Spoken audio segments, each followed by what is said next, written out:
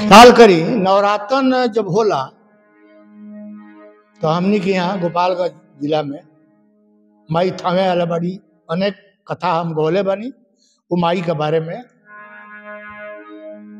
लेकिन नवरात्र में माई लो रंथ से चलला, रंथ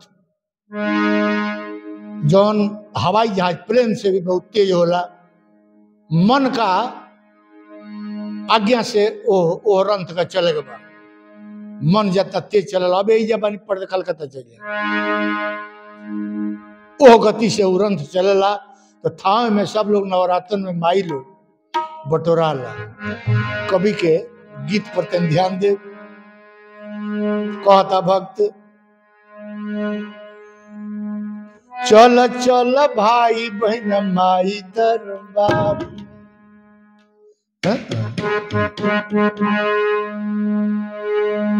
चश्मा लगावला। चल चल भाई बहन माई दरबार, चल चल भाई बहन माई दरबार, चल चल भाई बहन माई दरबार, चल चल भाई बहन माई दरबार। नवरात्र में आई बड़ी, नवरात्र में आई बड़ी थावे दरबार में, थावे दरबार। चल चल भाई चल चल भाई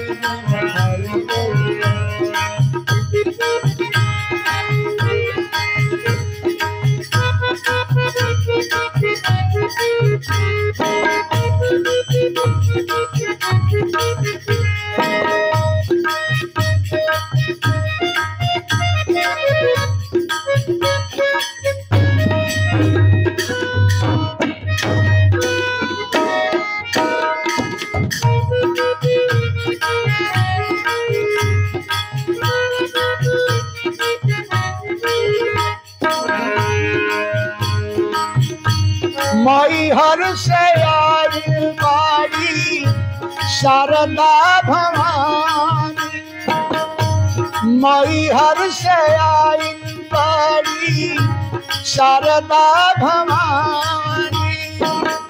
वैष्णवी कश्मीर वाली रखी है सबके पास,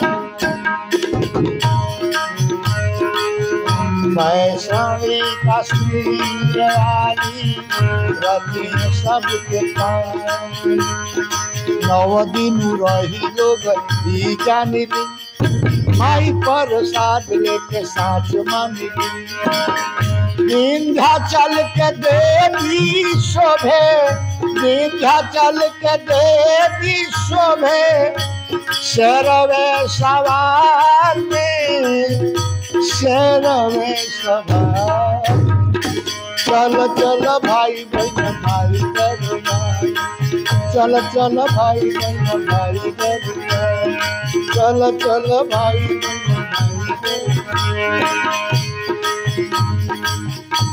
आइल बाड़ी अष्टभुजी छोड़ के गुवाहाटी। बम्बा देवी बम्बे वाली शुद्ध कैली नारी, बम्बा देवी बम्बे वाली शुद्ध कैली नारी। चुनरी चढ़ा के वरदान मांगली, माई के कर मान मांगली। नवरात्र में मनवा लगा दो माई का गुहार में, माई का गुहार। चल चल भाई बहन माई दरबार, चल चल भाई बहन माई दरबार। भैया छीन मास्टर भाई हा जारी बाग से आई के, हाँ सतारी ज्वालामुखी माई के बैठाई। हाँ सतारी ज्वालामुखी माई के बैठाई ऐसन बटोर बड़ा भाग से मिलल भक्तन के माई आज खुशी से खिलल खावे वाली आशीष देली खावे वाली आशीष देली बीज जय जयकार में बीज जय जयकार चल चल भाई बहन भाई जय चल चल भाई बहन भाई जय हे भैया